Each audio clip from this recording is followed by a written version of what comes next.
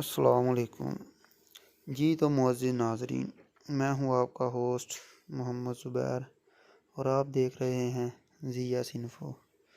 تو پیارے ناظرین، اس ویڈیو میں ہم آپ کو غازی علم دین شہید کا واقعہ سنانے جا رہے ہیں۔ تو آگے بڑھنے سے پہلے آپ سے ریکویسٹ ہے کہ ہمارے چینل کو لائک، سبسکرائب اور شیئر لازمی کریں اور بیل آئیکن پریس کرنا نہ بھولیں تاکہ ہر نئی ویڈیو آپ تک بآسانی پہنچ سکے۔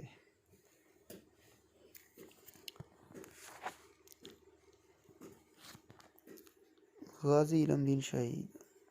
تو اب بات کرتے ہیں آپ کے خاندان کے بارے میں۔ غازی علم دین شہید کا گھرانہ ایک نو مسلم گھرانہ تھا۔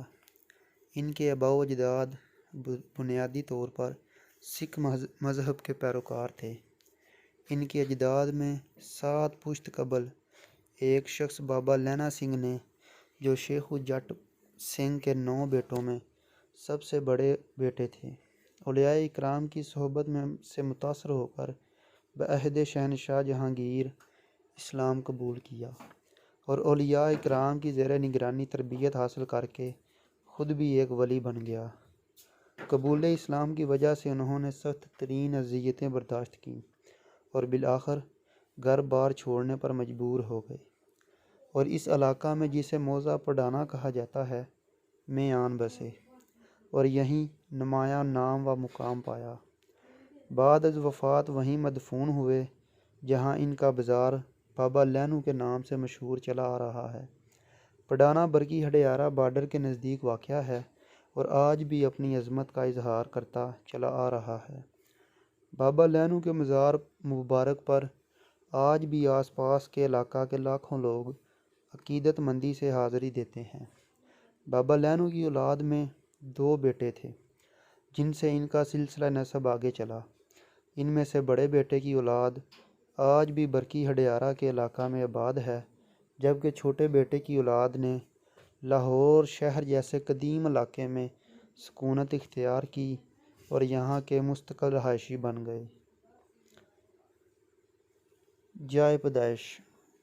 معزز ناظرین، آپ لاہور کے کسی بھی کونا میں ہوں، وہاں سے آپ بآسانی اس علاقے تک ویگن، ٹیکسی، رکشہ، بس وغیرہ سے پہنچ سکتے ہیں، جس کو کشمیری بازار کہا جاتا ہے، اور یہ قدیم لاہور کا ایک اہم بازار ہے اور رنگ محل سے شروع ہو کر دلی دروازہ تک ایک سیدھ میں پھیلا ہوا ہے۔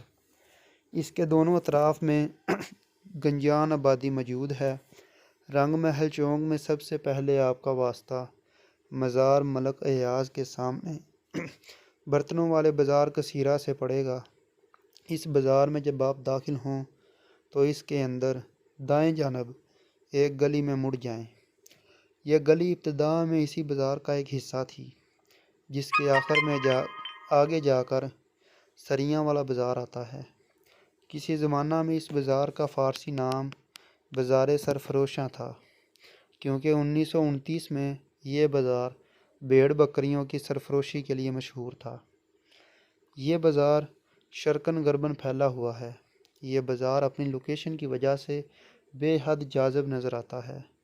اس بازار کے درمیان دائیں طرف ایک محلہ ہے جو تقیہ سادواں کہلاتا ہے، جس میں مشہور مسجد سادواں موجود ہے۔ اسی مسجد کے مغرب کی طرف گنج شہیدان ہے، جہاں پیر غفار شاہ صاحب مرحوم مغفور کا مزار قابل زیارت ہے۔ اسی بازار کے مغربی کنارے پر شمالی جانب شاہ صاحب کے عین مقابل وہ مکان ہے جس میں غازی علم دین شہید نے جنم لیا اور دنیائے لا مکاں سے اس دنیائے رنگ و بو میں تشریف لا کر آنکھ کھولی۔ بائیں جانب گلی کے اندر آج بھی غازی علم دین شہید رحمۃ اللہ کا مکان ہے۔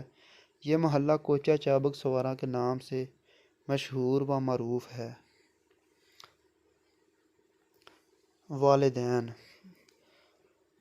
پیارے ناظرین، غازی علم دین شہید کے والد ماجد طالع مند ایک نہایت شریف النفس انسان تھے اور پیشے کے لحاظ سے ایک تجربہ کار نجار تھے۔ بطور نجار ان کی شہرت نہ صرف لاہور بلکہ پورے پنجاب و سرحد تک پھیلی ہوئی تھی۔ دیانتدار حد درجہ تھے اور اپنی دیانتداری اور پیشے میں مہارت کے باعث اچھی مالی پوزیشن کے حامل تھے۔ آپ نے 1911 میں میر عثمان علی خان نظام حیدرآباد دکن کی ایک کوٹھی بمقام دلی میں لکڑی کا کام اس مہارت سے کیا کہ نظام دکن کو اپنے دستخطوں کے ساتھ انہیں سند حسن کارکردگی اور انعام دینا پڑا۔ یہ ان کی پیشہ ورانہ مہارت کا منہ بولتا ثبوت تھا۔ جب وہ جوانی کی حدود پھلانگنے لگے تو ان کے بزرگوں نے اس بات کو اہم جانا کہ ان کی شادی کسی اچھی جگہ کر دی جائے۔ اس لیے تالے مند کا گھر آباد کرنے کے لیے برادری میں تگ و دو شروع کر دی گئی۔ ایسے میں تالے مند شرم سے گلگوں ہو جاتے اور شادی کی بات کانوں میں پڑتے ہی گھر سے باہر نکل جاتے۔ بہرحال اپنے نزدیکی رشتہ داروں میں ان کی نسبت طے پا گئی اور یہ نسبت تقریباً 2 سال کے عرصہ پر محیط رہی۔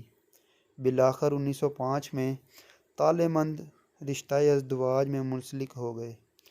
شادی کے 1 سال بعد اللہ تعالیٰ عز و جل نے انہیں چاند سا بیٹا عطا کیا جس کا نام انہوں نے دین محمد رکھا۔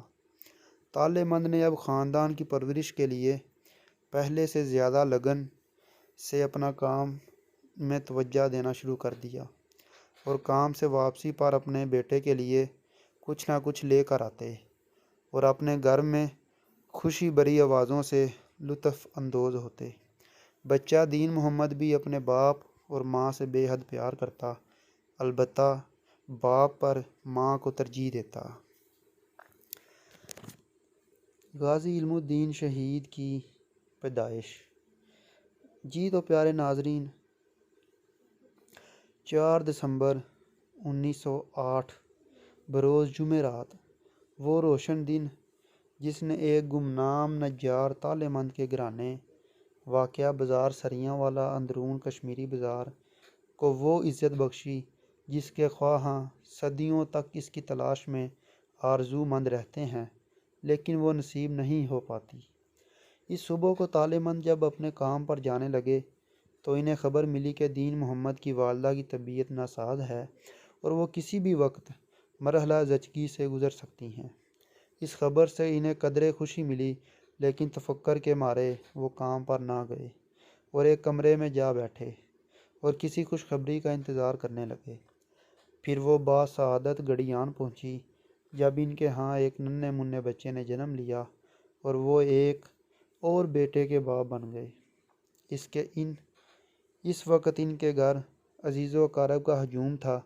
اس خبر کو سنتے ہی تالے مند بازار گئے اور مٹھائی لا کر سب عزیز و اقارب کا منہ میٹھا کروایا۔ پہلے دن تو یہ حال رہا کہ کسی نے ان کی اپنے بیٹے کی شکل تک نہ دیکھنے دی اور وہ اس کے لیے تڑپتے رہے، لیکن اگلے دن جب انہیں بچے کی شکل دیکھنے کا موقع ملا تو انہوں نے اس کی بے اختیار بلائیں لے لیں۔ ایسے میں ننھا دین محمد بھی پاس موجود تھا جو خوشیوں سے کلکاریاں مار رہا تھا۔ تالے مند نے اپنے اس بچے کا نام علم الدین رکھا۔ تالے مند ایک شریف الطبع انسان تھے اور ان میں دوسرے لوگوں کی طرح راتوں رات امیر ہونے کا لالچ موجود نہ تھا۔ وہ اپنی سمٹی سمٹائی بری بھلی زندگی پر قانع رہتے تھے اور اس میں ہلچل مچانے کا بالکل ارادہ نہ رکھتے تھے۔ اسی لیے اس محلہ چابک سوارا میں امن و آشتی سے رہتے تھے۔ چونکہ وہ دور دولت مندوں کی زیادہ عزت افزائی کا تھا اور ہر ایک یہی چاہتا تھا کہ دولت کے پیچھے اپنی آل اولاد کو لگایا جائے، لیکن تالے مند ایک ہی آرزو تھی کہ ننھا علم دین بھی بڑا ہو کر ان جیسا سعادت مند، محنتی، دیانتدار اور نیک کاریگر بنے اور اپنا گھر بسائے اور اچھا نام پائے۔